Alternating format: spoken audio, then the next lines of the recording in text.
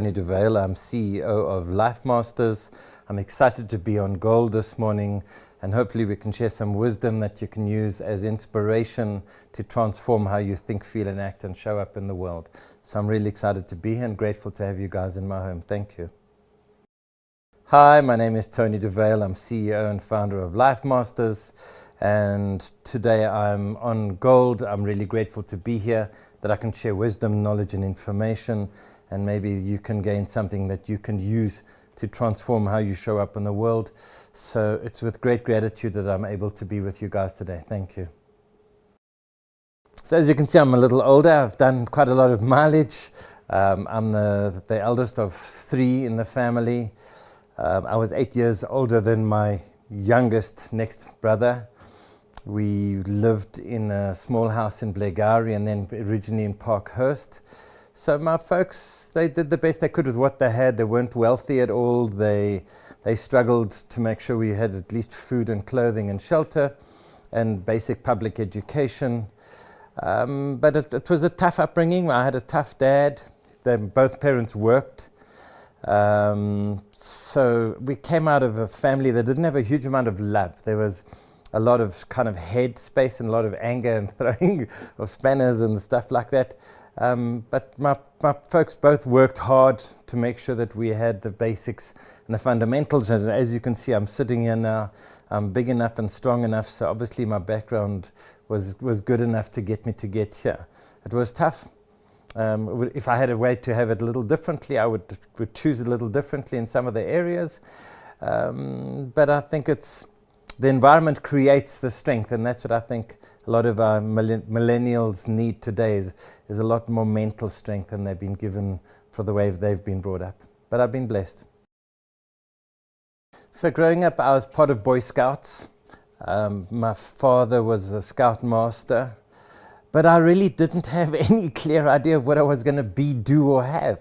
I did watch what was happening around me, and I realized I don't want to be in a job, just over broke job, which that's not necessarily true today. I see some people earn crazy salaries, but I wanted freedom. My number one value is freedom. So at a very, very young age, I became an entrepreneur. At the age of probably 13 or 14, I was building kites, making kites and flying them and selling them while I was flying them. I used to put motors on bikes. We used to take playing cards with pegs and make motors on bicycles. As the spokes hit the cards, you had this motor sound. And I used to sell juice on the side of the road. So from a very young age, I had this entrepreneurial flair. I did try and get into a job, doing computer programming and getting into that world. But I struggled with the constraints and being told what I have to do. And so I ended up being an entrepreneur.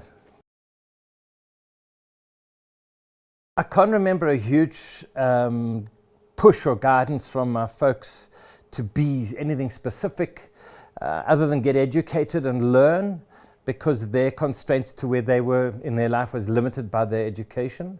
They didn't have a huge education.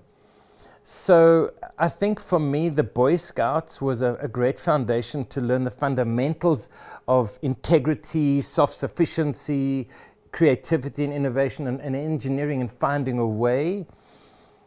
But most of my space I kind of was oriented towards sales and selling, which has kind of been the theme throughout my life, as being a sales guy. So a problem solver, helping people solve problems in their life and their business. I think we grow up with a theory of what life's meant to be and should be and could be and would be. At a young age, I was overseas on a skiing holiday and I saw some people paragliding. And I thought, wow, I want to do this. And I have a very simple philosophy: do it now. All we have is now. So I came back to Johannesburg. I found a place to go and learn to do paragliding, and I learned to fly. And probably on about my 60th or 70th flight, we were flying in the Drakensberg at 640 meters above the ground, above the farmlands. And I was a little bit overconfident and didn't prepare completely. And as I flew off the mountain, my harness hooked me in a very painful spot. And so I lost control of let go of the control of my paraglider, and I fell 50 meters into the mountainside. I bounced off the rocks, smashed legs, heels, ribs off my chest, hematomas. And then I still flew for about 20 minutes as my paraglider automatically reinflated. And I was in bed for 3 months after that. And I think that kind of woke me up that I can die, because I'd lived as if I was invincible before that. I didn't have this concept that I could actually die. And so I had to give back my guarantee to God that I could die. And so it became I have now. I have this moment. Be grateful for this moment. Use this moment. Live in this moment. I can't change yesterday. I can't change tomorrow. I can influence tomorrow. But only space I have any real value, presence and power is right now. And that's become the foundation of how I show up in the world. So at the moment I'm running my company Life Masters, which I started in 1994 along the lines of Toastmasters. So people go to Toastmasters to learn to speak and present and build confidence. And I love the model, and I created a platform, and the goal is to create a place where people can come to live and learn to have a better quality of life. So we do personal transformation workshops, Phoenix, Dragon Slayers and Alchemist, but we also do corporate people and team building and leadership development, organizational development workshops. So I have a recipe that's taken me 40 years and over 15 million rand in time and money to develop. That's a proven process in how to build high performance, happy, healthy teams. And we then facilitate that out into corporates in South Africa at this moment in time. We have been around the world and done it for some other companies. But we go into hot kitchens where there's conflict and unhappiness, whether it's political, racial, social, and we rebuild the fabric of trust, care, and connection, and we turn hate into love. So I'm blessed to be able to each day wake up knowing that we're going to bring more light into the world. So some of the core challenges relating to unhappiness is the problem with education is people are not given the right tools to manage how they think, feel, and act. They're taught what to learn, reading, writing, and arithmetic, but no one's ever taught about emotional intelligence, self-management, self-awareness, resilience, adaptagility. So people are living a reactive life. They're basing their happiness on other people. They say, you make me angry, versus I'm making myself angry at what you're doing or not doing that I'm expecting. So very few people are awake enough. People think they're awake because they're awake, but I'm talking consciously self-aware, self-managed awake, that they're conscious of their internal voicing, that they've changed their internal voice to something positive. And so the unhappiness is a self-induced state of looking at what other people have and saying, I don't have that, I want more, versus being grateful. And you know, we live in the top 15% of quality of life on the planet. If you've got food, clothing, shelter, internet, cell phone, a roof over your head, hot and cold water, we are so blessed. And so people are always looking at what they don't have, when as if they looked at what they do have and came from that gratitude, because your biggest nightmare, wherever you are, is probably 70% of the world's hope and dream. So if you come from a point of gratitude and paying it forward, you can choose to focus on now and be grateful and happy now. People think that we are happy because of what we get or what we've got. It doesn't work like that. Be happy. Have the mindset of a millionaire, of somebody wealthy and successful, and you will attract those things in your life. So I think the missing piece is mindset. We're not taught how to have a growth-optimized mindset. We learn stuff. The problem is the stuff we learn at school or university is so out of date within 2 to 3 years, because things are changing so fast. But the right mindset, a resilient, positive self-talk, a bulletproof internal state is what is needed. Happiness is a choice. Just not many people make that choice. So as a lifeline counselor and a hospice counselor and a coach and a transformer, I come across a wide range of people, whether they're considering committing suicide, or they're under pressure, stress, and duress. Times are tough. People think just because you've got money, times aren't tough. There are people that have got lots of money that commit suicide.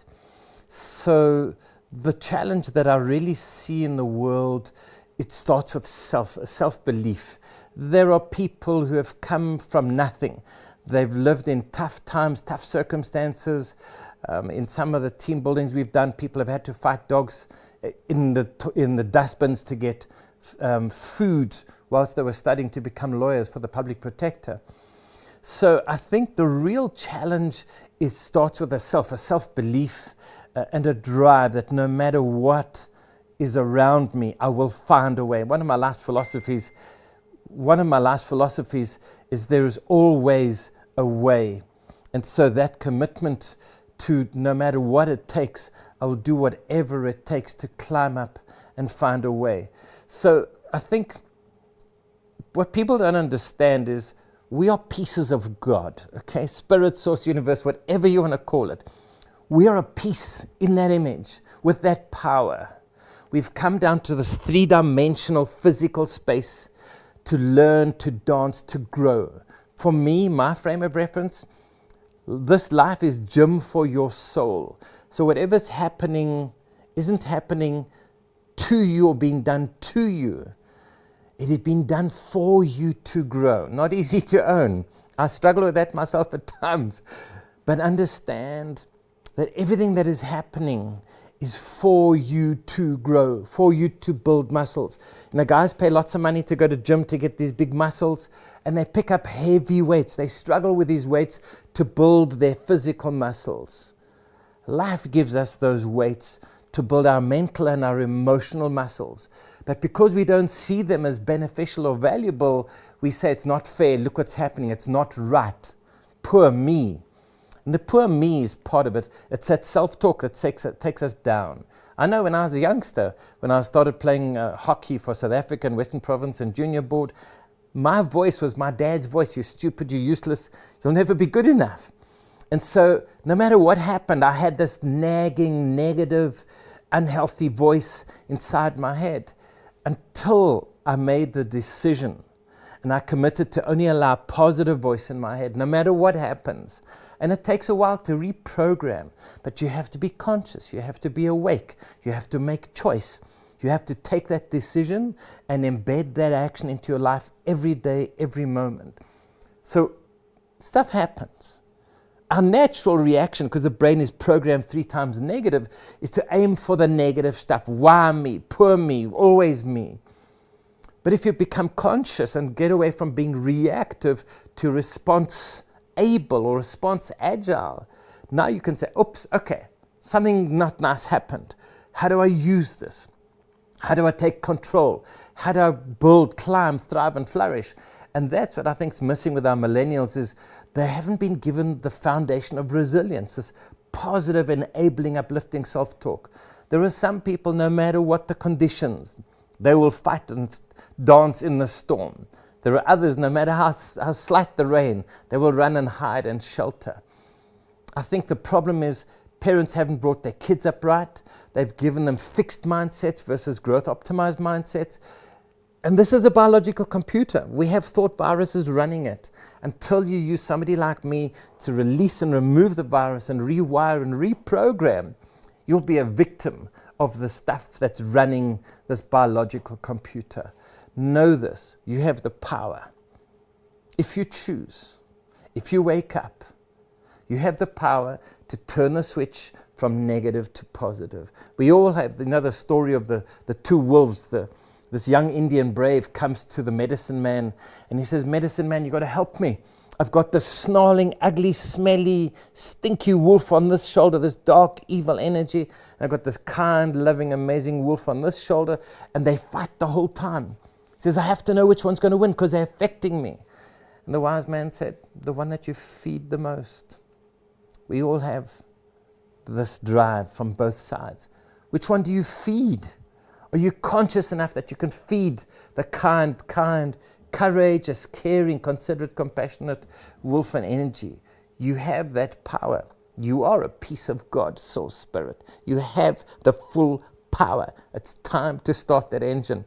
There's a joke about an Indian in America, in Texas. He's living in his teepee, and every Sunday they see him on his white horse going into town, and he buys his groceries and he comes back home. And one day they find oil on his farm. And next thing, he's super wealthy. He's got this huge house and cars and a V12 Ferrari Testarossa, 2,000 horsepower. And then they see him going into town one Sunday. And there he is. Everyone's staring at him because there he is on his white horse, pulling the Ferrari behind him. And you're probably laughing at how silly that is.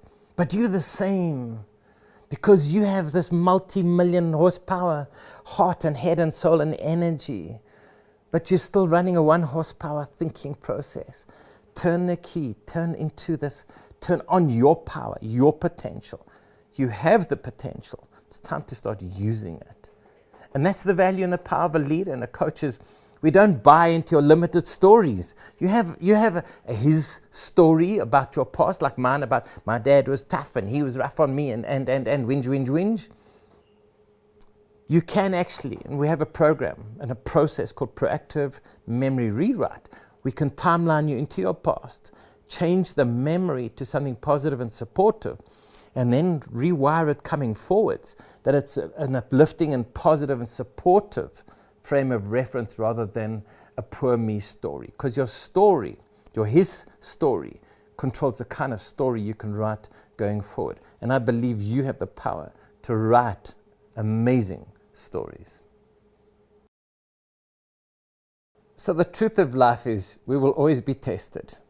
Remember, things have been done for you to grow, not to you. If you start with that frame, that we call it a reframe, you change the frame of situations.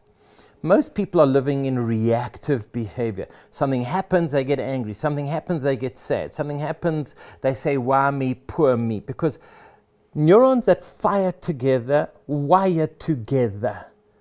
Thinking is a habitual process. You have to create an intervention where you stop and intentionally rewire your thinking, which is what I've started to be able to do in my life, but it does take a while to change habits. And I'll give you an example. I make my own kombucha. It's a health drink, and I was busy decanting it into a bowl, and I dropped a whole 5 liters of sugary tea all over my floor. Another person might have got really irritated and angry with the situation. Another person might have got irritated and angry with the situation. You're going to hear the sounds of my dog. She's happy with being here today. So most people reactively, because of the mess on the floor, would get angry. I just laughed. But I have programmed myself to reduce my reference of how bad stuff is. People can take little things and make them big. Other people that are more powerful mentally and emotionally take big things and make them small. We all have the power if we wake up and use it. But the problem is, if you don't use it, you lose it. It's time to start to use your power.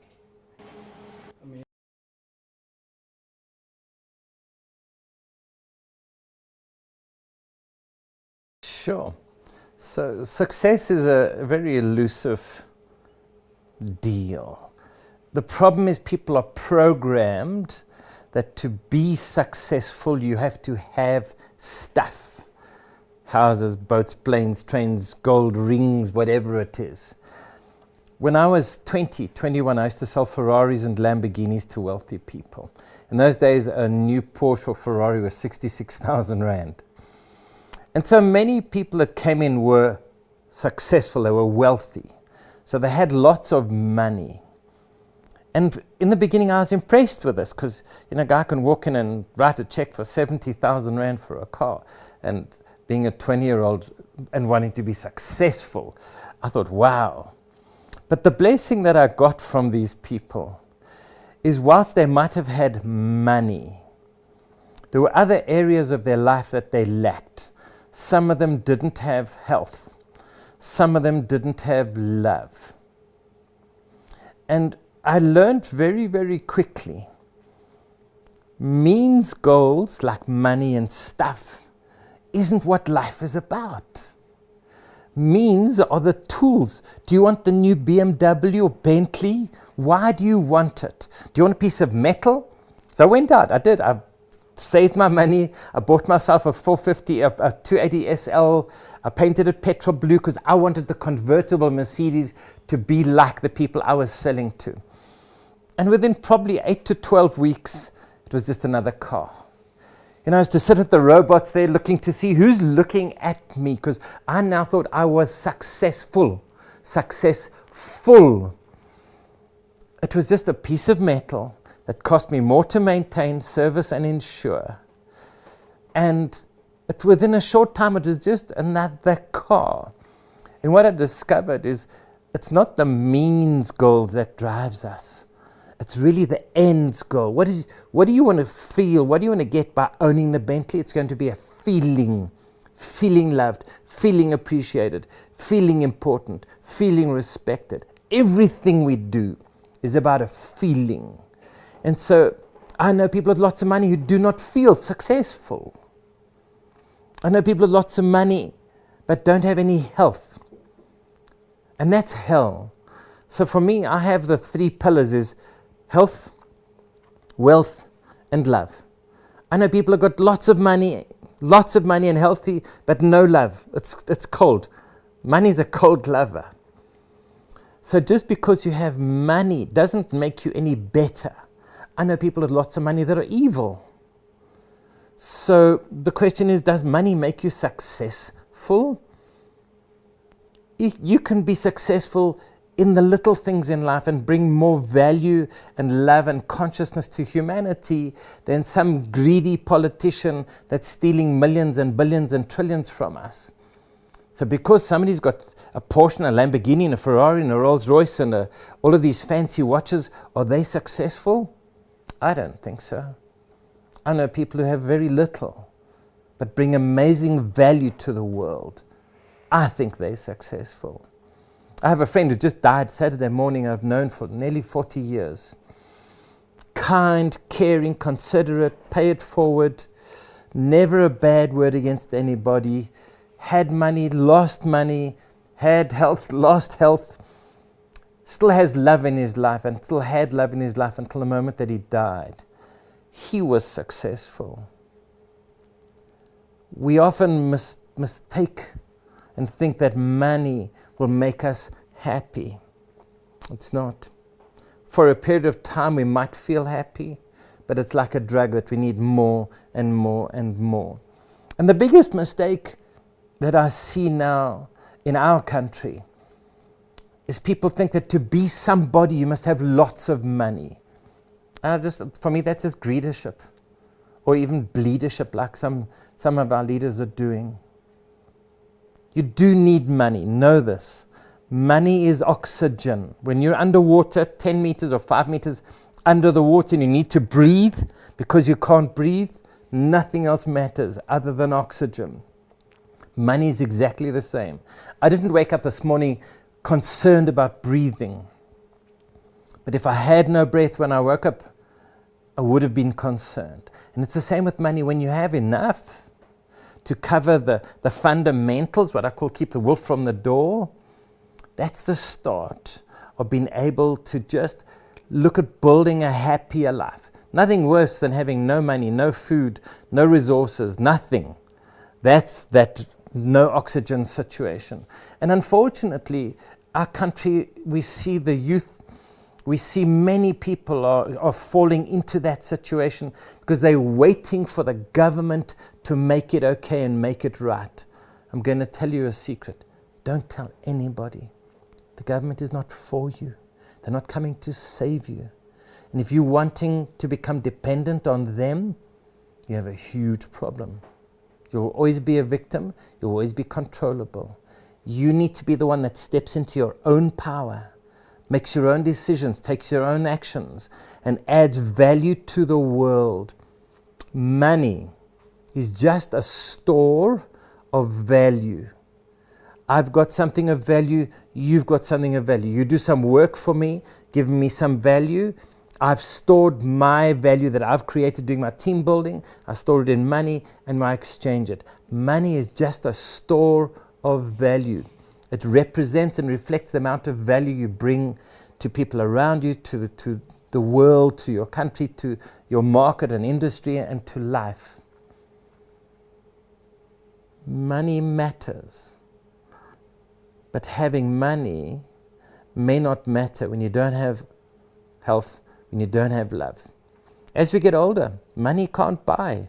People in multi-level marketing, we talk about people use their health to build their wealth. Then they try and use their wealth to try and get their health back. It's too late. It's too late sometimes. It's not the means goal, the money, the house, the car, the boat, the jewelry. It's the end goal. It's how do you feel when you look in that mirror? Do you feel a good sense of self-love, self-worth, self-esteem, self-confidence? What people don't understand is those that steal, there's a part of them, that God part of them that knows. And it's a little voice that says, you're not great, you're not good, you're not amazing. And eventually it will eat them. There are people, my dad, his number one value was integrity. Even as he was a buyer for millions and millions of rands, he would only allow his suppliers to buy him one bottle of whiskey, and that was at Christmas. He had bulletproof integrity. He used to say people are giving us, they want to give us a caravan or a holiday overseas. And as a kid, I'd say like, wow, that's lekker, that's nice. I didn't understand that situation. Success is when you can look yourself in the eyes, know that you have integrity, know that you're trustworthy, and know that you bring positive light and value to the world. To know that every day when you wake up, you're looking to bring the best possible impact that you can. I study near-death experiences and spiritual stuff, and there's a common theme that goes through people when they die, and they go down their tunnel of light and they find Jesus or Buddha or Allah, whoever the highest source is.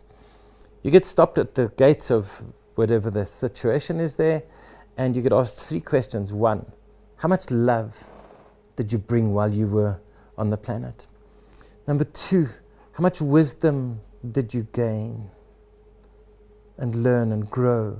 Number 3, are you ready to receive back what you perpetrated on others, that you may wake up and understand the impact that you've had on other people's lives? I think you can be successful with limited money. If you don't have oxygen, nothing else matters. You die. We do need some value exchange for food, clothing, shelter, the fundamentals. But there comes a line, and from our Science of Happiness research, there comes a line where more money doesn't make more happiness. Put another 2 noughts on many people's bank accounts, they're not going to be 2 times or 10 times or 100 times happier. There is that line. Strive for that line, but don't only use material goods as your measurement. Measure the impact that you're having on people's lives. Do you bring love? Do you bring peace? Do you bring joy? Do you bring forgiveness? Do you bring gratitude? Do you bring compassion? Do you bring caring? It's the means goals and the ends goals. I decided to short circuit. Why waste time and money going for the means goals? Just go straight for the ends goals. Just become conscious enough and do self-development that you can manifest that feeling inside yourself without having to go and buy the stuff. That's being a wizard. Amazing. So we live in amazing times and crazy times at the same time. What I'm excited about with all that's going on is that more and more people are waking up.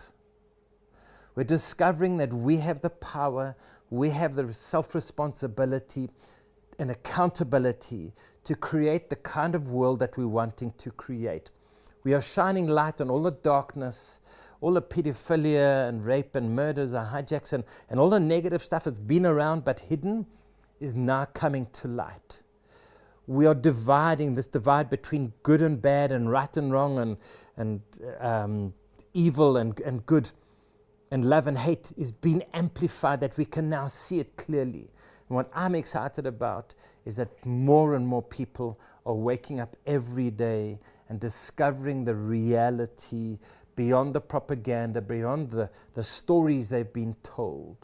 And they're standing together, they're uniting to bring love and peace and joy and compassion against any kind of control and tyranny and whatever's happening around us with leadership and greedership and the corruption that's happening. We're starting to go beyond race, beyond politics, to unite together to make sure that the future we are building is one we want to have, and it's our future that we'd like to have versus a future that's been sold to us by people in power. And I saw a guy, one of our local guys, saying, people think politicians are leaders, and so they look to politicians for leadership. It's not necessarily true. There are many people high up in power that have powerful positions that can be taking and doing whatever they do, but they're not necessarily good leaders. And Google's research shows us 9 out of 10 managers and leaders are not good leaders. I'm excited that we're getting people that are waking up and standing up and becoming the leaders that we so desperately need. And you need to be one of those people that maybe stands up today. As much as there's good, there's always evil. There's high and low, there's fast and slow. Governments are trying to control the people. Leaders are doing things they should not do. Stuff is being hidden. We've gone through the biggest propaganda experience we've ever had in our lives with COVID. All the lies that have been told about the jabs and what's happening are now starting to be revealed for what they truly are. The challenge is the negativity and the evil and the dark forces are starting to amplify because they've been found out. Men are doing ugly things. We're discovering things, the level of rape, savage men with no integrity, no care, no compassion. I look at our country. We have a culture where we have probably a rape every 5 or 10 seconds. We have a murder. We have 67 or 70 murders a day. More people die in our country than in the Bosnian-Ukrainian war. And we're okay about it. We don't have a police force or a military force that protects people. We have a service. We have politicians who are in service of themselves and not the people. And there's a saying that says, for bad to win, good must just do nothing. It's time for good to stand up and unite, to stand together and make a loud call and make it very certain that we will not stand for our women being abused, our children being abused, our finances being abused. We together have to use technology and come across races, politics, ages, whatever it is. We have to stand together and build a foundation and build a viable, bigger, bolder, better, brighter future. Because if we don't stand together, what's it? United we stand, divided we fall. We have to come together. We have to stand up and say no more. When we hear the people talking about, bragging about stuff, we have to stand up and be real men. I'm part of a men's group called Mankind Project. We do healing work for men. And there we stand and we hold men accountable to the highest level and quality of life and behavior. We need to be able to create guidelines and role models for the youth to see this is what it means to be a man. This is what it means to be a good citizen, and perpetuate that throughout our organization.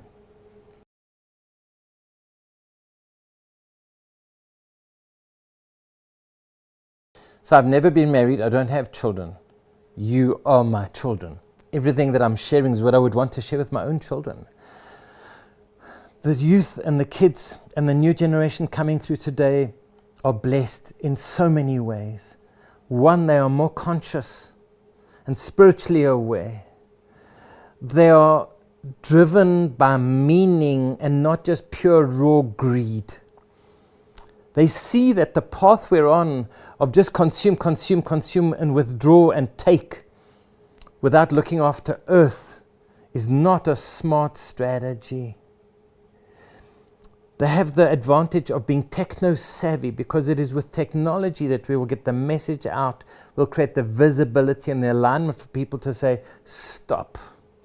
Because that message to overcome the propaganda is so important. The youth today are probably close to half of the workforce, have the power to influence how businesses show up, the kind of stuff that they do to the environment, in their marketing. For me, the powerful thing with the youth is they're coming from more heart. They do need to build stronger mental statuses. They do need to stand up and be confident and say, this is our dream. This is our future. Let's build a better one together. We have to unite against crazy philosophies, policies, and processes. We have to unite together. I'm part of Nelson Mandela Children's Fund, and I have 4 youngsters that I'm coaching. And at the age of 19 and 20, I'm astounded at the kind of projects and the dreams that they have. But we're accelerating that. We're coaching them to be way more successful, way more proactive in that process. And that's what I really believe. My purpose and passion is to create peer coaching.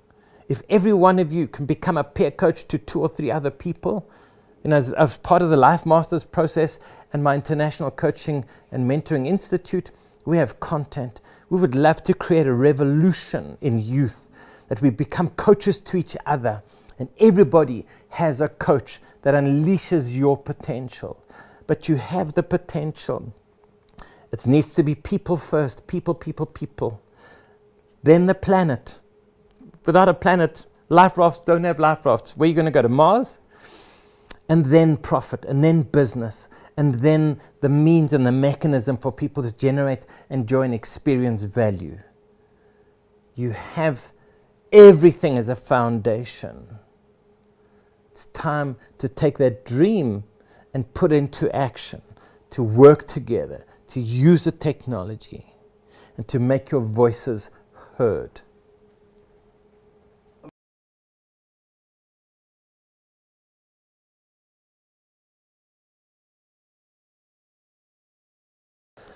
So I'm blessed to be able to have space and intent and resources to turn my passion and my hobbies and my intentions into a business that becomes sustainable. Everything needs to be sustainable. You can't just put money into a hole. It's got to come from somewhere. Value has to come from somewhere. Coaching for me is the future, which is why with my partner, Dr. Emmanuel Emebo, we have the International Coaching and Mentoring Institute and Youth LifeShift. We have a foundation that we're working with to bring the youth programs, to give people a platform and a foundation. And that's starting in South Africa, but it's going to be throughout the whole of Africa. So it's get a coach, learn to coach, become a coach. And that's the cycle of pay it forward. You get a coach, bring out and unleash your potential. Along the way, you learn to be a coach, and then you actually become a coach and share and support and engage and encourage others. So that's one part of our project. The other part is the Life Masters work, where we go into organizations under the guise of team building or leadership development. We do diagnostics, we discover the dynamics in the situation, and then we design an intervention and a team building experience that reduces conflict, if not removes conflict, rebuilds trust and relationships and connection, realigns people together so that it's a we together versus a me, and creates sustainable organizations that start to add long-term value internally to the staff and the people inside and all of the stakeholders. Now, we've had companies go from 200 million revenue to 800 million revenue because of the weekend workshops we've done with them. And because of that additional value, they're able to then share that down into their staff, give them increases, give them bonuses, But every business needs to be successful. Every business needs oxygen, because for me, business has a dual function. One is be successful and sustainable, and two, create a place where people can learn to live and grow and thrive and flourish. And so for me, my mission as a light worker and a light bringer is to be raising humanity's consciousness. And that's what we do with our revolutionary workplace.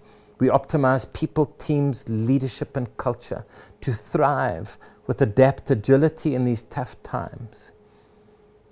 We need to wake up. We need to align for higher consciousness thinking.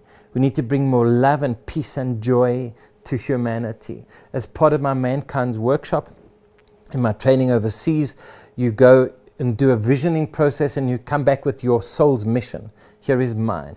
As a man amongst men, I co-create a world of more integrity, freedom, love, abundance, meaning, peace, and joy. Because that's what I think is missing in the world. And I do and achieve that by providing coaching, training, talks, workshop, and support for those who are ready to bring that to humanity. Thank you. So the biggest room in the world for me is room for improvement, which means leaders are readers. The books I would suggest is one, Swift Success, because it's my book, and I've taken my life's wisdom and stored it and distilled it down into a single book that you can use to accelerate your learning and growth and wisdom. And the second book, if anything else, would be Tony Robbins' Awaken the Giant.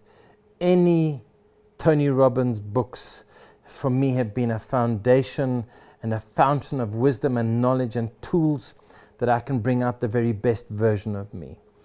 For the movies, for me, profound movies that I've had in my life have been Pay It Forward, The Fight Club, and the movie Instinct with Cooper Jr. Brown and Donald Sutherland have been profound, life-changing movies for me. And then music, being a DJ for the last 40-something years and loving music. Music is my drug. The music that stands out for me is George Benson, The Greatest Love of All. Because at the end of the day, to love and be loved is our core human need. And then I love that Taylor Swift, Shake It Off. Shake it, shake it, shake it off. People are always going to come and attack you, demean you, undermine you. Shake it off. Somebody's going to tell you they don't like what you're doing. Shake it off. Sync with your heart, sync with your soul. Make sure that you're bringing love and light and peace and joy. And whatever happens to come, whether it's a storm and the rain, shake it off. If people throw stuff at you, shake it off. Be unstoppable. I have a very simple philosophy. Do not enter a race to come second. There is always a way. And pay it forward. These are just philosophies that I've decided to program and wire into myself. We are biological computers with the potential to be anybody and do anything, if you so choose and desire. You have that power, but you have to make that decision. You have to grow.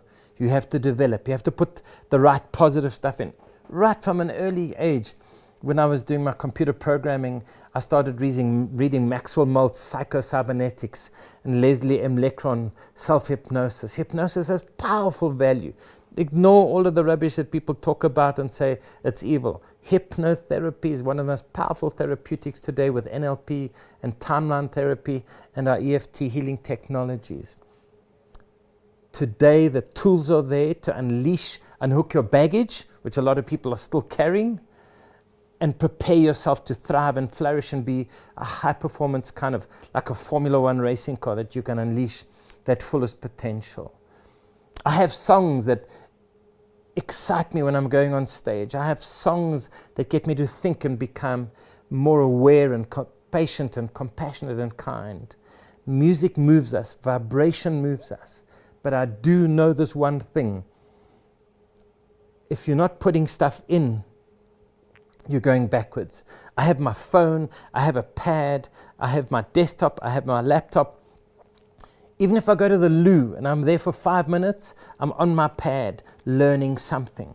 When I go to bed at night, I'm doing a meditation when I'm going to bed. When I wake up in the morning, I'm doing a meditation. I'm putting good stuff in the whole time. So many people watch TV. You know when you're watching TV, most of you guys like to watch TV. You know what TV stands for? Time vampire. Have you ever made millions watching TV? You're not going to either. This show could be the difference maker for you.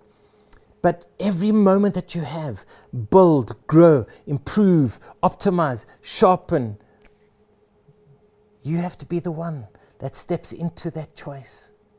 You have to be that one that when you're thinking, I don't really have the energy, that you push, you get up and you do. This time vampire is going to steal your life away.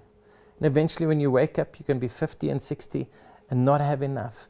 All the research shows, all the insurance research shows, by the time people are at 65, only 3% are financially viable. What's the oldest person you know alive today? In my team building and leadership workshops, I always ask the question, what's the oldest person you know that is alive today? Without question, every workshop, 95 plus. How are you going to fund from 65 to 95? Think about it. The tsunami is coming.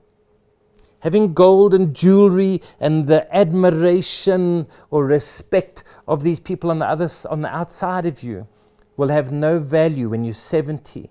You have got no food, you've got no clothing, and you've got no shelter. You see me, I got a second-hand digital watch to not be naked. But I don't wear jewelry. Because here's what I discovered. The more they have on the outside, the less they have on the inside. I don't care what you think of me on the outside. On the inside, I'm power. I'm kind, I'm caring, I'm considerate, I'm patient, I'm conscious, and I'm strong. I don't need gold to make me strong. I don't need fancy Lani cars. I've had them, been there, done it, got the t-shirt. Fragile people need stuff on the outside to make them look like somebody. Here's my challenge for you. Be somebody on the inside. Build it every day. Ignore the yappers. 95% of people are going to yap against you, tell you can't, shouldn't, wouldn't, don't. They're the ones that are going to be at 65 and they're going to be eating dog food. Be part of the 3% that wakes up, shakes up, dresses up, and takes action in the world. You have the power. As your coach and success activator, I'm urging you to become response able and to take action starting now. Before this program ends, start to take action now.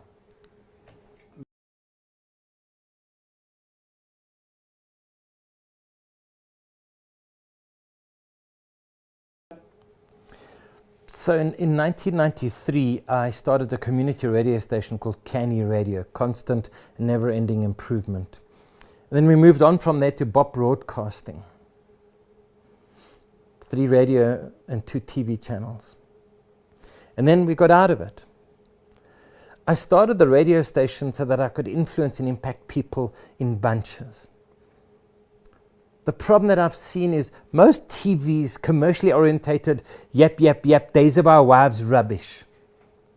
I am so excited about gold. I'm beyond excited. Because it is a fountain of knowledge and wisdom and inspiration that you can use to fulfill and replenish and refresh yourself and refocus your dreams. You have a choice. Watch Days of Our Wives rubbish, yap, or come to gold and polish up your potential, unleash your power, and shine in the world.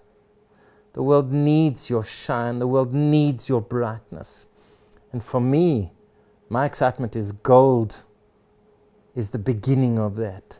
There's a spiritual leader called Neil Donald Walsh. And he says, if you want success, be the source of it. If you want love, be the source of it. If you want happiness, be the source of it. If you want peace, be the source of it. I'm excited that gold is the source of your success, starting and thriving and flourishing. I'm so excited that people have the dream, that they're bringing this, they're putting the time, the effort to make this resource available. There's lots of stuff available, but the really amazing stuff, the gold stuff, this is where you get it. Bring your dreams, bring your friends, bring your hopes, and bring yourself. And fill up with gold, because then you can really, really shine and be as valuable as gold. So self-talk for me matters. And there are philosophies and there are phrases that I use as my guiding alignment and inspiration. Quote number 1, never enter a race to come second. If you're going to enter the race, you do whatever it takes. And that's my second friend, Dwight. Do whatever it takes, obviously within legal boundaries and integrity. And the third one is, there's always a way. There is always a way to make stuff happen. With creativity, innovation, collaboration, plugging into source and getting that guidance, there is always a way. And my last one is, pay it forward. When you do get success, whatever that happens to be in value, pay it forward. Contribute to the growth of others, to a bigger, bolder, brighter future. You might have your own quotes. When we do a team building, we probably put 100 up on the wall. And for me, the one that I love from a point of view of observation is the fruit of your tree reveals the source of your energy. Your fruit shows you, do you bring love and light and peace and joy, or do you bring twitchy, bitchy, whingy, whiny? You have the power to choose those. Get your mantras, get your thoughts, let them guide you, let them inspire you and motivate you and keep you strong, positive and focused. I have a rule that says I only allow positive inside my head, no matter what happens, no matter how silly. I reversed my bakkie. I bought a bakkie on an auction a long time ago, and the day I bought it, I went and registered. We drove to Mozambique the next day, and I reversed it into a tree, and I bent the whole back, and my head was like chewing me the whole time. He said, "You're stupid, you're useless." I have a rule. I only allow positive in here. You wouldn't allow somebody to come into your lounge and throw their garbage and their dirt bin into your lounge. Don't allow people to throw, and you don't throw the garbage into here. Don't believe the rubbish advertising that you get on the outside or that gets made on the inside. Make a rule. I only allow positive inside this space. Amazing. I think if I were to distill life's wisdom down to success, is number 1, be committed and active in learning and growing every day. Don't go to bed without learning something new every day. 2 is look to find ways to add value, meaningful value, fair value. 3, have bulletproof integrity. Be trustworthy, and then you can be trusting. But be a role model and example of what integrity and truthfulness and trustworthiness really, really means. And then look after your health. Health matters. Exercise, right food, right sleep. Cut cigarettes, cut drugs, cut alcohol, all of the vices that we know we shouldn't. A healthy car. You don't put ugly oil into your 2 million rand Ferrari or Audi R8, you put fresh, new, clean. Do the same for your body. Honor your body just as much. And choose to be a light bringer. Choose to be able to live in a way that if everything you were doing is on TV and everybody saw you, you'd be happy that what you were doing was for the highest good of yourself, for those around you, and for mankind. I'm blessed that I make changes in people's lives, and I'm not a motivational speaker. Let's just let's just get this right. I am not a motivational speaker. I'm a transformational facilitator who speaks on certain things. I'm an alchemist that turns hate and pain into love and peace and joy. The tools and the technology we bring allow people to truly transform on a long-term basis. And as much as I and we and our team at Life Masters help other people, we've been blessed. And as much as it may not be ideal, the biggest push I got was from my dad, pushing me, saying, you're stupid, you're useless, you'll never be good enough. Because that got me to stand up and say, I'm going to show you. There are many people along the way that have opened doors and believed in us and trusted us and enabled us. There are people, one of the people that stands out for me is a guy, Terry, that I learned the transformational work with, to go beyond just the head stuff, to do the head and the heart stuff. Everywhere we go, there are people, positive, amazing people, that have shone the light or opened the doors or supported us and enabled us to be able to do what we love, because we love what we do. You know that saying, if you do what you love every day, you'll never work a day in your life. And so for me, there are thousands of people that have been positive inspirations and sparks of light that have enabled us to achieve the kind of success. And we're looking for more. So if you're out there, reach out for me. I don't know if this is allowed, but I'm going to say it. If you want a free copy of my Swift Success book, find lifemasters.co.za, send me an email, say, I saw you on Gold, I want to unleash my potential. I'll send you a free PDF of my book that we haven't published in South Africa as yet. We need you to step up. We need you to stand out. We need you to be that leader. I need you to collaborate with us so that we together can amplify. Where does it say in the Bible? Wherever two or more are gathered, you will have greater energy and power. We need to stand together as a country. We've got to cross the lines, the political lines, the racial lines, whatever the lines we've got. We need to stand together. We need to unite together.